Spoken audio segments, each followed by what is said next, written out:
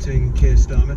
Joining me now is Peter Kyle, who's the Labour MP for Hove, and he's the Shadow Minister for Schools. Peter Kyle, have you got a smile as broad as it's long after you squeaked home in Batley and Spen?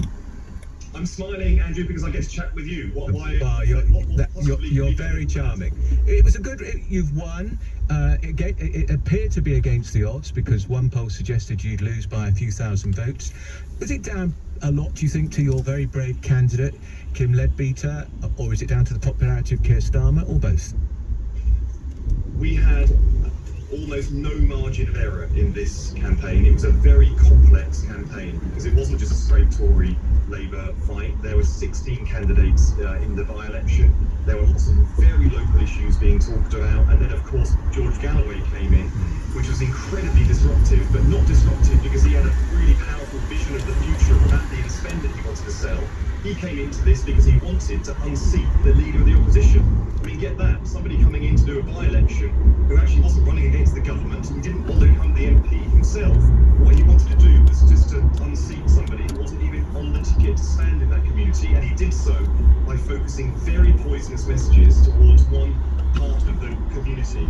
So that was, that was the challenge that we faced in the by-election. We got everything right. We had a fantastic candidate. She was locally rooted. She was born and bred in the community. It was backed up with great messages and great messaging. And yes, the National Party was right there with the ticket as well, all lined up, and we got over the line. So we are happy today because we got everything right in that campaign, particularly the candidate here. Yeah, and I think she was incredibly brave. I think it was just some of the abuse she had to take about her sexuality was just so unacceptable, particularly in this day and age. Peter, it's not me making it up. There was fevered speculation. If this had gone the other way, there would be potentially speculation over Keir Starmer's leadership. Now, he's definitely got a reprieve now. Why is he not cutting it through in the polls? Because it was an appalling result in Cheshire and Amersham. I know you were never going to win in that seat. That could have been tactical voting. You had a bad time in Hartlepool. You've done better in this by-election, but there is still a problem. What we have to do is look at this through voters' eyes. And I know that you've been speaking to a lot of your listeners about this, and you've had a range of views. But on the doorsteps today, in recent days, I was up there for a couple of days last week. When you speak to residents in Batley and Spen, Keir's name wasn't coming up on doorsteps. What was coming up time and time again was the fact that we have a government that is setting rules for the whole country and for people in Batley and Spen. They weren't sticking to themselves. They were angry about that. They knew a lot of the Labour policies that we were pushing locally and what to stand for locally. They knew Kim really well. So we had a magnetism in this election.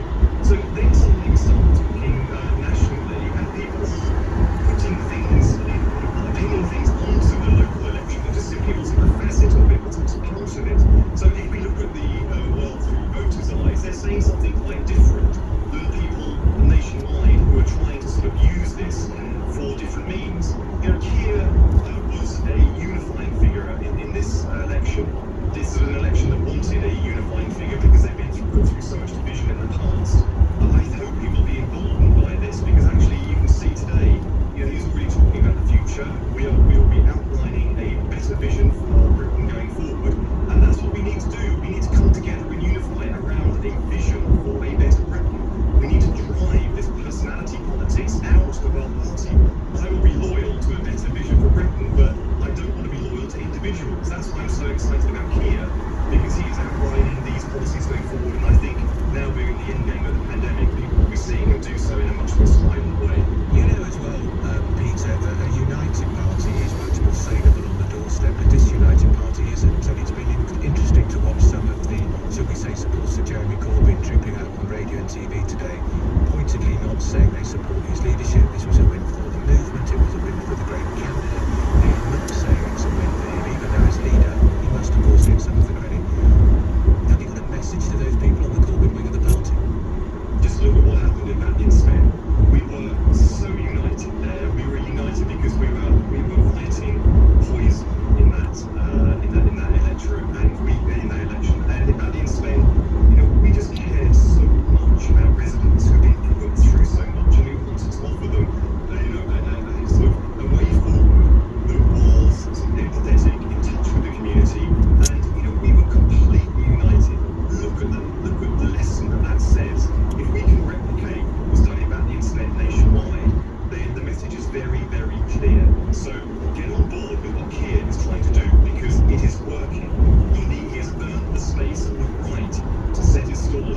He has been doing a great job in the most difficult of circumstances during the pandemic. And yes, he now needs the space to actually set out his stall in a much more clear way for the post-pandemic period. Bally and Sven weighed in very decisively because, thousands of people voted Labour for possibly the first time, but certainly people who voted Tory in the last election and previous elections are voting Labour now. So understand what just happened in Bally and Sven.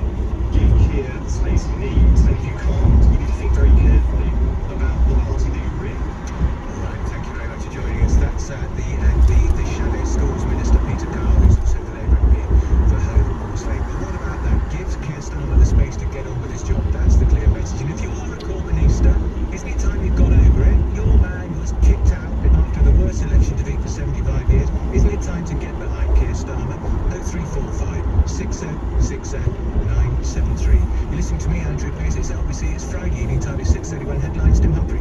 Germany's leader says double-vaccinated UK citizens should soon be able to visit her country without quarantining. It's a change in stance for Angela Merkel, who last week said British tourists entering any part of the EU should have to isolate.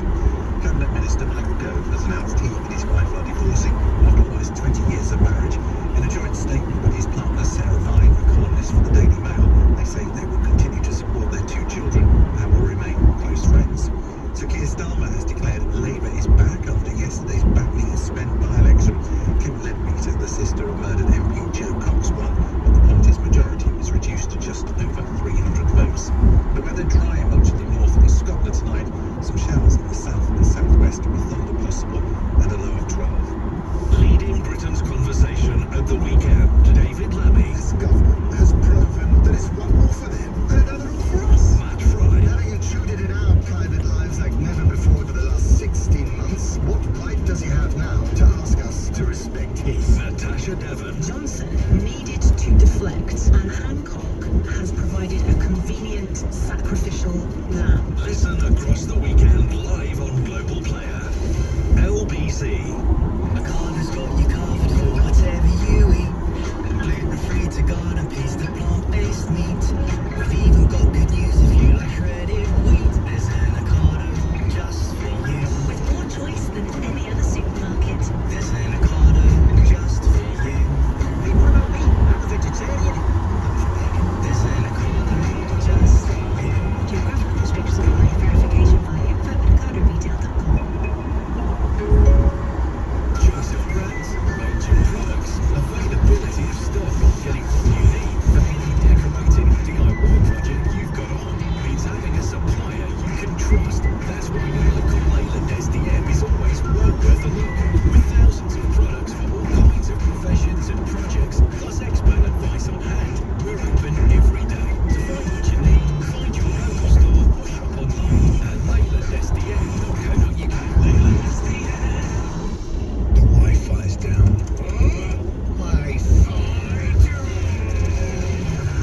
This is broadband rage. It happens when your internet drops out and the red mist descends. Why suffer like this? Get the UK's first unbreakable Wi-Fi. Only BT's new hybrid home broadband is backed up by EE's mobile network. One day all broadband will be like this. 4G coverage required. 4G connection takes up to 175 seconds. Verify bt.com/verify hybrid. Hi, I'm Kay, a customer service supervisor for TfL. Wherever you're going, our network can be used safely. When using public transport, please plan ahead and travel at quieter times, which at the weekend are before noon and after 6 p.m.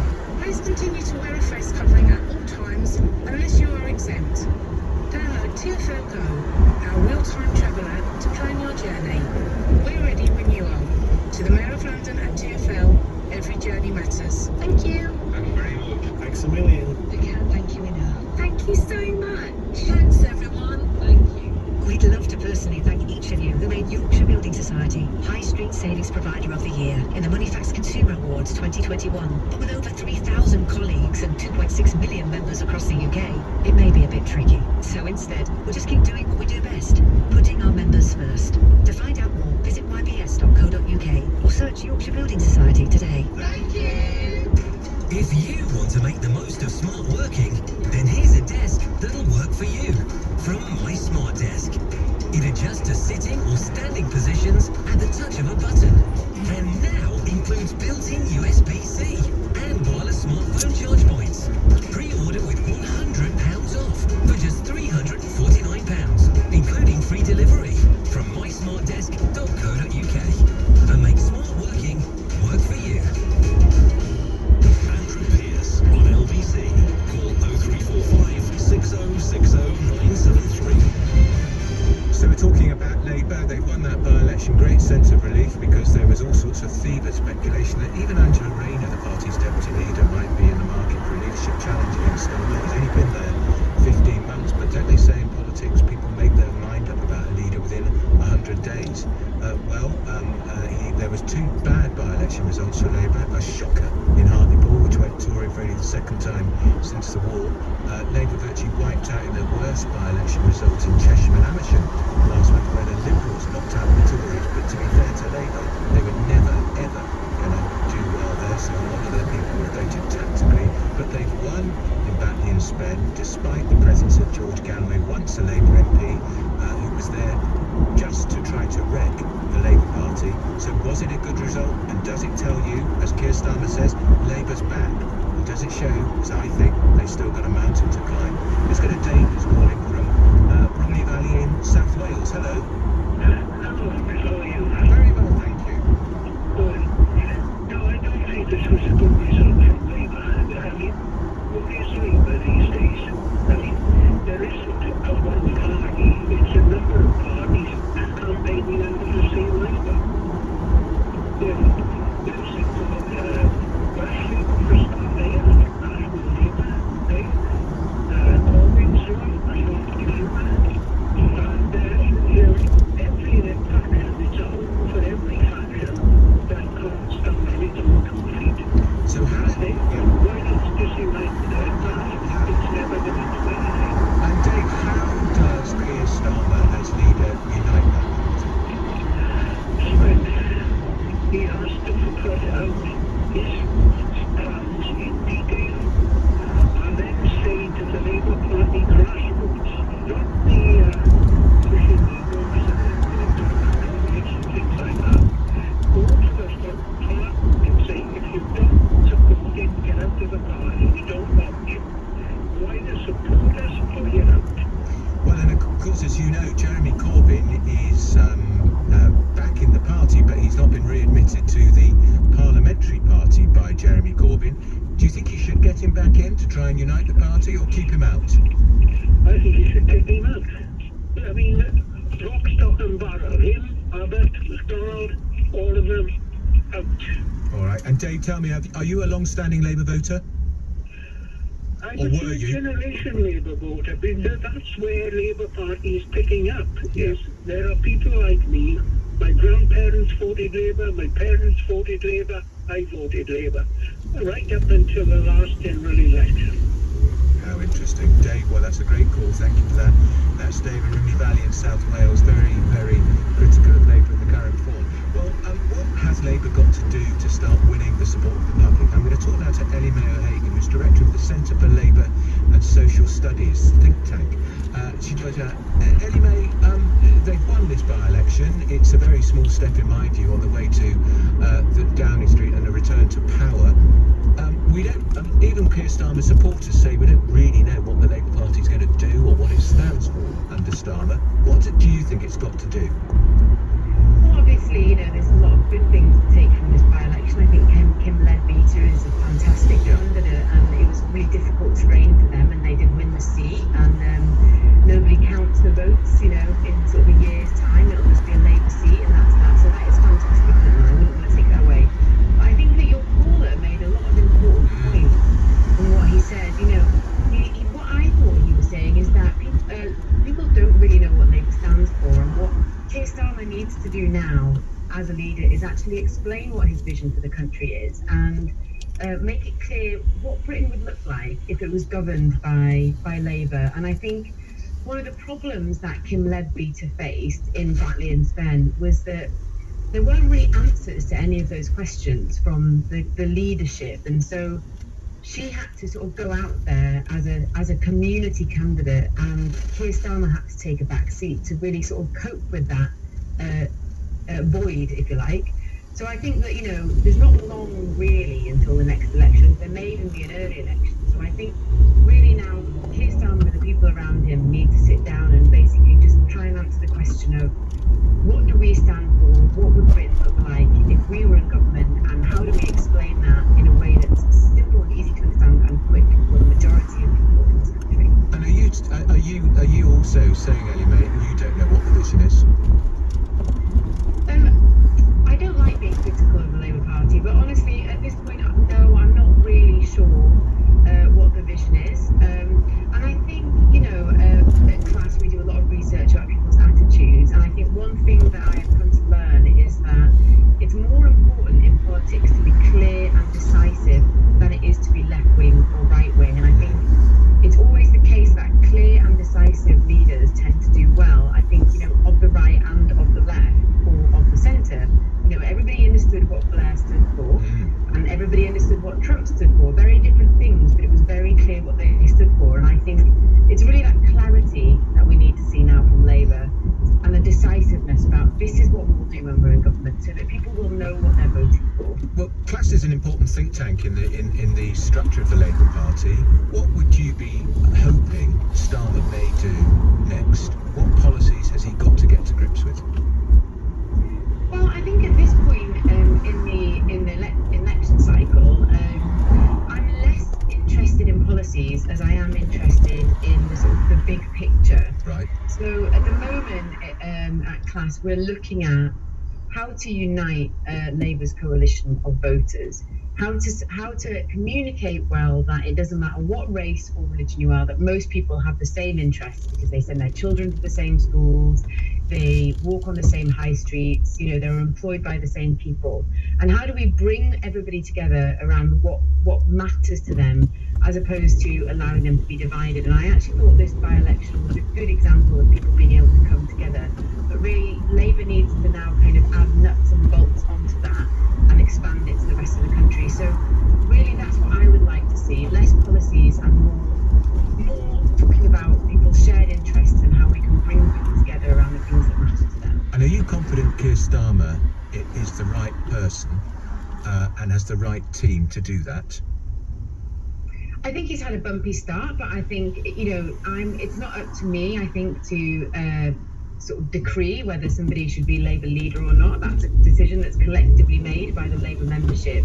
And I think after today's results, I don't think that there will be any strong clamour for him to go. So I think that he is going to be the person that will lead Labour into the next election. Just finally, he's been leader, what now, is it 15, 16 months? There's always a view, journalists always talk in these gimmicky phrases, don't they, that the leadership is defined in the minds of people perhaps in 100 days or the first 6 months. I was talking to some Labour people today, and they said, my worry is it's too late for Keir Starmer, that people have made their mind up.